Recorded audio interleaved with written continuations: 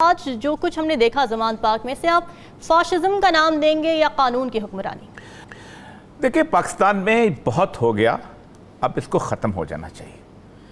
Political opponents के साथ हम जो कुछ करते चले आ रहे हैं और एक तवील अरसे से करते चले आ रहे हैं, उसने पाकिस्तान के पूरे वजूद और पाकिस्तान के पूरे सिस्टम को एट स्टेक डाल दिया। बहुत पहले से होता चला है, अयूब खान के बाद से ये काम शुरू हुआ था। और आपको शायद याद होगा कि एब्डो की बुला के कहा गया था कि अब तुम गुफ्तगू नहीं करोगे, तो एब्डो की पाबंदियां लगी। अच्छा, पाकिस्तान के अंदर कल नहीं, आज नहीं, काफ़ी अरसे से ये तमाशा मुस्तकिल चला आ रहा है। छोटे छोटे केसेस, मतलब चौधरी ज़ोरलाई को भुट्टो ने बंद करना था तो उसके ऊपर भैंस चोरी का मुकदमा दर्ज कराया गया था और उसको गिरफ्तार किया गया और फिर उसको कोल्लू में बंद कर दिया गया। कोल्लू जो कि उससे बलूचिस्तान के भी एक दूर दराज इलाके में है कि जहाँ बलूचिस्तान के अपने लोग भी नहीं जाते। बिल्कुल। उसकी बुनियादी वजह यह थी कि मेरा बंदा जो है, मैं इसको क्या करूँ, मेरे खिलाफ जो बंदा है इसको मैं वहाँ पर भेज दूँ। फिर मुस्तफ़ा खर जो है वो उनके मुखालिफ हुआ, तो मुस्तफ़ा खर को तो वो कुछ ना कह सका। मुस्तफ़ा खर के साथियों को उन्होंने, इफ्तिखार तारी वगैरह को उन्होंने, एक दिलाई कैंप होता था उसके अंदर, वो बाद में निकले वहाँ से, उनको मिसिंग पर्सन कर दिया गया। खर के खिलाफ मुकदमे शुरू हुए और खर को गिरफ्तार कर लिया गया। हनीफ रामे उसका साथी होता था, उसको गिरफ्तार कर लिया गया। खर ने इलेक्शन लड़ने की कोशिश की, उसके जलसे पे फायरिंग हुई शादबाग के इलाके के अंदर। ये सब कुछ होता रहा। फिर ज़ियाउल हक ने भी यही काम शुरू किया कि आपको किसी के बारे में केस नहीं मिलता, आपने उसको इस तरह की सूरत हाल पेश करनी है और एक पॉपुलर लीडर को रास्ते से हटाने की पूरी कोशिश करनी है।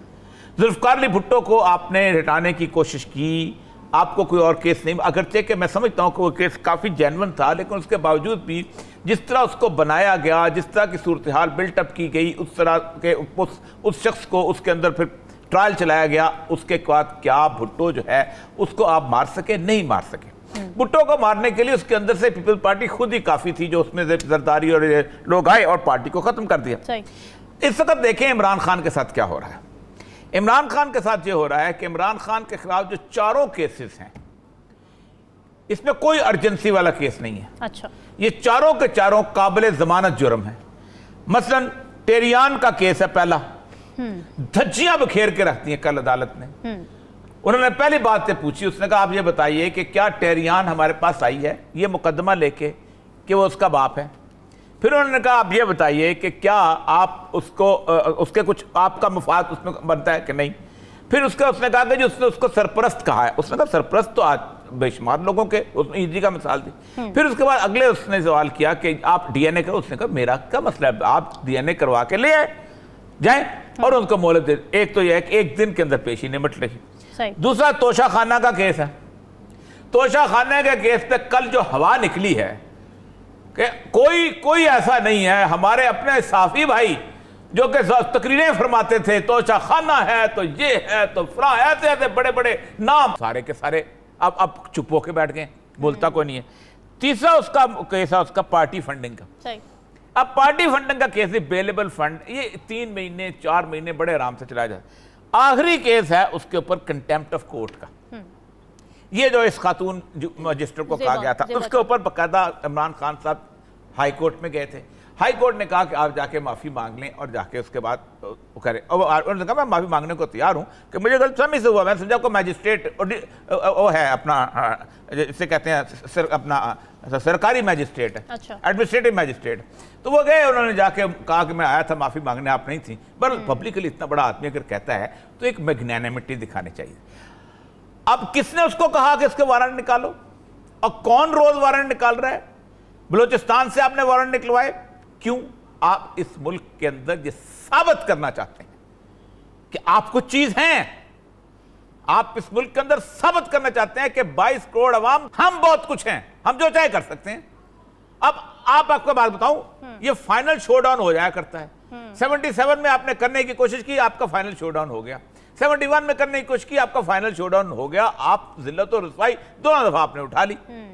ठीक, अब ये मसला मुझे ये बताइए कि कल से अब ये ऐसा है कि एक अदालत कह सकती है कि भाई ये केस ऐसे नहीं है कि एक दिन के अंदर फैसला हो जाए। ठीक, इसको हम अगले 2-3 महीने तक, जब तक इलेक्शंस नहीं होते, घर सेटलमेंट नहीं होती, वक्त टाल। अगर इलेक्शन टल सकते हैं तो इमरान खान का केस भी टल सकता है इस मुल्क के अमन अमान के लिए। लेकिन होगा ये कि ये बहुत ख्वाहिश है इन लोगों की, लाशें गिरें, लोग आमने सामने हों, हालात खराब हों, और कुछ लोगों के दिलों के अंदर एक चीज चल रही है जिसे कहते हैं कि इमरजेंसी लगे और इस वक्त पिच उखाड़ दी जाए और कोई और लोग आ जाएं। और चूंकि नून लीग नहीं जीत रही, चूंकि पीडीएम नहीं जीत रही, इसलिए इमरान खान को भी इस पिच पे खेलने का मौका ना मिले। अगर इन केसेस में वाकई कुछ है नहीं तो ये बात अदालतों में साबित हो जाएगी। तो आपको नहीं लगता है खान साहब को इस प्रोसीजर का हिस्सा बन जाना चाहिए और अदालतों पर छोड़ दे मामला, अदालतों में साबित हो जाए, वो खुद उभर के देखिए, सामने आ एक जाएंगे। आदमी को जब तक वजीराबाद में गोली नहीं लगी थी, क्या वो अदालत में नहीं जाता रहा? उसका मुस्तकिल बिहेवियर क्या अदालत में जाने वाला नहीं है? क्या आपको नहीं पता कि एक सब्सटेंशियल थ्रेट है उसके ऊपर? ठीक, और आपको पता है कि कल वो रैली में जब गया है तो वो बुलेट प्रूफ गाड़ी के अंदर बैठ के गया है। हाँ, बिल्कुल। बेनजीर भी अगर गाड़ी से बाहर निकली थी तो मारी गई, अगर बेनजीर गाड़ी के अंदर बैठी रहती तो जितने लोग गाड़ी के अंदर थे सारे बचे हुए थे।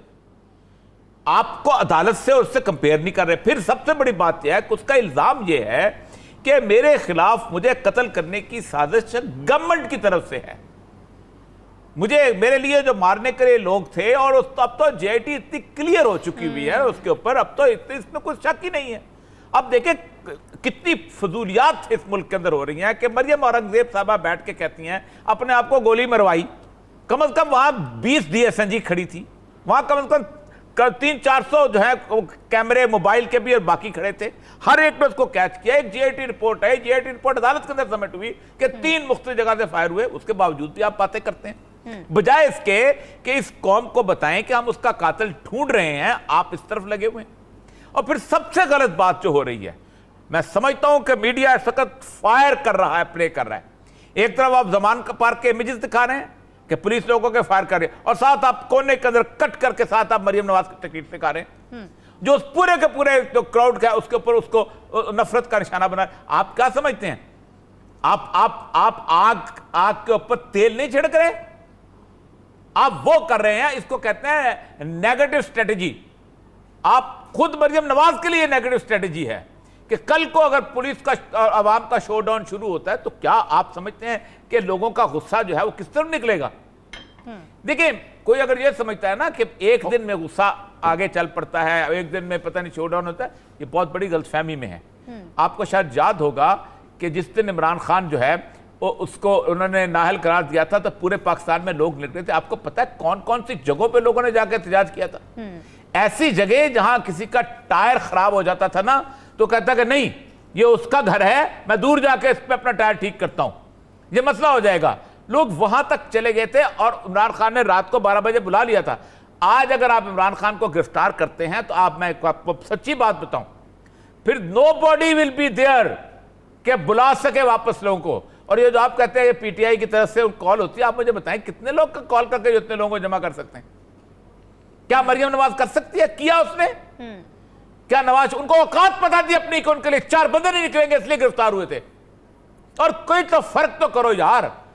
एक तरफ आपके पास करप्शन के बेशुमार केसेस हैं, और जो केसेस कहां से चल रहे हैं, 1999 से भी पहले से चल रहे हैं, 1997 से केसेस बनते चले आ रहे हैं।